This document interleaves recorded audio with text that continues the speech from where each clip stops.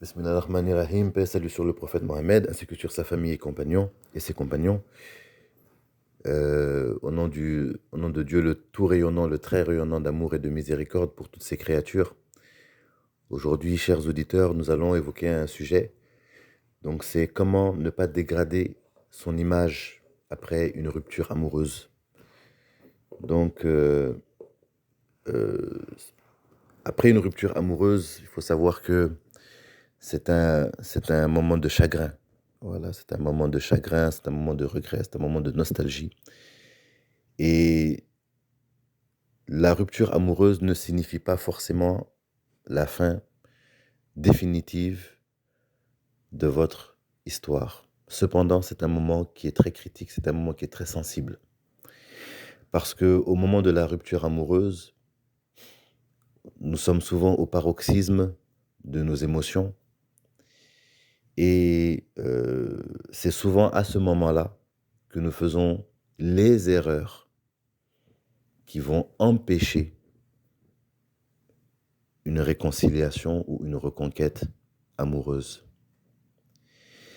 Et si les disputes sont inévitables dans les histoires d'amour, dans les couples, il faut savoir aussi que les réconciliations sont très souvent souhaitables. Souvent, il y a des enfants en jeu. Souvent, ce qui nous pousse ou ce qui nous encourage à rompre une relation, c'est souvent les raisons ne sont pas aussi valables que ça. Voilà, souvent les raisons ne sont pas aussi valables que ça. On pense souvent que l'herbe est plus verte ailleurs, alors que l'herbe n'est pas plus verte ailleurs. Et une rupture, une rupture amoureuse, c'est difficile. Voilà, c'est difficile.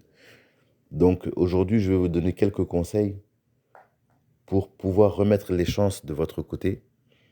En tout cas, si la rupture, si ce n'est pas encore trop tard, il y a des actions à faire ou à ne pas faire qui vont permettre en tout cas de maximiser les chances d'un retour si le retour est souhaitable.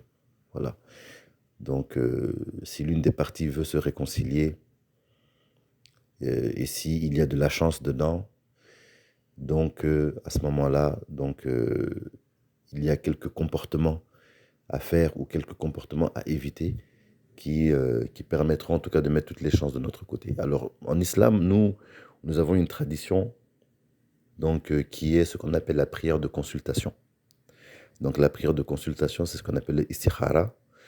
Et il y a moult formes de istikhara. Voilà. Mais toutes les formes tournent autour de celles qui nous ont été enseignées par notre prophète, le prophète Mohammed, sur lui la paix et le salut, qui est une prière, voilà, pour savoir si telle action que l'on veut faire ou tel projet que l'on veut entreprendre est une bonne chose pour nous dans cette vie, dans l'au-delà aussi, et pour notre religion. Voilà, donc le istikhara fait partie de ce qui est judicieux de faire. Donc dans le monde occidental, vu que cette tradition n'existe pas vraiment, mais l'être humain étant un être humain, ici, les gens ont plutôt recours aux voyants pour savoir si une reconquête est possible et si elle est souhaitable aussi. Voilà. Et c'est dans ce cadre que je m'inscris un petit peu, moi qui vis en Occident, voilà, pour permettre un peu voilà, de répondre à ces questions. Donc nous, on utilise ici la géomancie et le istikhara. Donc la géomancie qui est une science reconnue dans notre spiritualité et aussi le istikhara aussi plus particulièrement. Voilà. Donc ça, c'est un préalable, ça, c'est pour voir si les chances sont là. Voilà, s'il y a des chances de reconquête, on regarde d'abord. Donc on regarde si c'est possible, s'il y a des possibilités, si il y a moyen de moyenner. Voilà. Et aussi, est-ce que c'est quelque chose de bénéfique aussi? Parce que souvent, une reconquête n'est pas forcément bénéfique. Vous savez, il y a des relations très toxiques. Malheureusement, il y a des relations toxiques. Il y a des relations où, même si la personne nous manque, en réalité, il n'y a pas beaucoup de bonheur dedans. Donc ça, c'est des choses qu'on peut voir. Voilà, Dieu nous a donné les moyens de voir ça. Voilà. Donc nous avons les outils pour voir ça. Et c'est conseillé de regarder, voilà, avant d'entamer une action pour reconquérir, voilà, une personne, pour se remettre en couple, etc. Voilà. Maintenant, au niveau du comportement, parce qu'il y a le spirituel, mais il y a aussi le comportement aussi. Donc, il y a des choses qu'on va éviter, des choses qu'on va éviter. Et ce qu'il faut éviter, c'est de dégrader sa valeur aux yeux de notre ancien partenaire. Et pour dégrader la valeur, il y a le fait de faire perdre le reste d'affection qu'il y a. Et il y a le côté affectueux et il y a aussi le côté respect aussi. Donc il y a le respect et il y a aussi l'affection. Donc ce qui enlève l'affection, c'est les accusations et les reproches. Vous savez, ça ne sert absolument à rien de se confondre en reproches et en accusations après une rupture amoureuse. Ça ne sert absolument à rien. Parce que un couple n'est pas un tribunal. Et ça ne changera rien de savoir, d'accuser, de faire des reproches. C'est vraiment pas le moment en réalité. Car ce qui domine une relation, une rupture amoureuse, ce sont les émotions. Voilà. Donc la logique n'a plus réellement son rôle à jouer. Donc c'est le moment en réalité d'opter pour la tempérance. Voilà, lorsqu'il y a une rupture, la personne vous a quitté, votre conjoint vous a quitté, votre conjointe vous a quitté, c'est le moment d'être tempéré et de manifester de la tempérance. Ce n'est pas le moment des reproches, ce n'est pas le moment des accusations, c'est le moment d'être tempéré. C'est-à-dire que il faut calmer tout ce qui... il faut calmer la tempête ou laisser la tempête passer. Si vous faites des reproches à votre ex, à ce moment-là, oui, c'est ta faute, tu m'as fait ça, tu m'as fait ci, tu m'as fait ça, tu m'as fait ci, vous êtes en train de ruiner en réalité les chances d'une future relation. Et vous n'allez rien arranger dans le moment présent. Parce que, croyez-moi, ce n'est pas les reproches qui font culpabiliser dans un moment de rupture. Parce que chacun a son ego. Voilà, tout le monde a son amour-propre, son ego. Donc nous sommes sourds aux reproches et aux critiques. Parce que la pensée logique est faible dans ce moment-là. Donc les reproches ne servent à rien, les critiques ne servent à rien, c'est plutôt la tempérance. Voilà, il faut laisser calmer les choses, prendre un peu de recul, laisser le calme s'établir et ne pas se lancer attaquer, se lancer des accusations et des reproches. C'est vraiment pas le moment. Même si, dans une rupture amoureuse, bon, souvent, chacun voit les reproches de son côté. C'est-à-dire que si vous voyez des reproches de votre conjoint, sachez aussi que votre conjoint aussi voit des reproches aussi de son côté aussi vous concernant. Voilà, donc c'est le moment pour ne pas dégrader sa valeur, son image, il faut tempérer. Voilà. Ensuite, maintenant, l'autre chose qui fait baisser la valeur aussi, qui fait dégrader aussi les choses, c'est aussi, ce n'est plus le moment aussi de supplier aussi. Voilà. Et ça, c'est un peu contre-productif. Parce que c'est le moment où les gens veulent se confondre en excuses, en supplications. Il faut savoir que quand une personne décide de partir,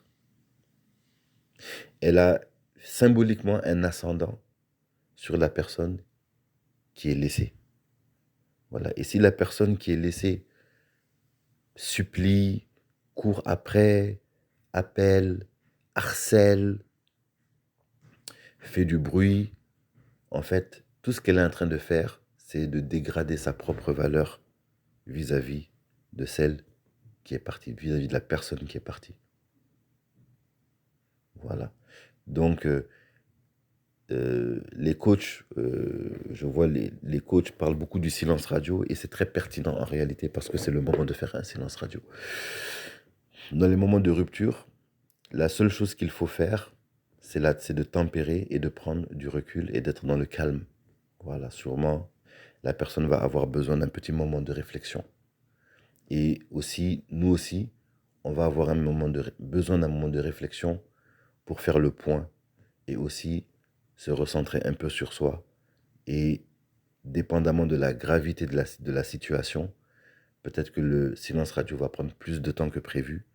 Eh bien, ce temps-là doit être réinvesti dans des choses qui sont très positives et très productives. Voilà. Donc, c'est ce que je pouvais dire aujourd'hui. Et restez à l'écoute. On va beaucoup parler des relations de couple parce que dans notre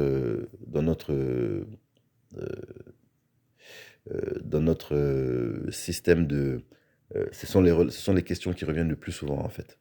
Voilà.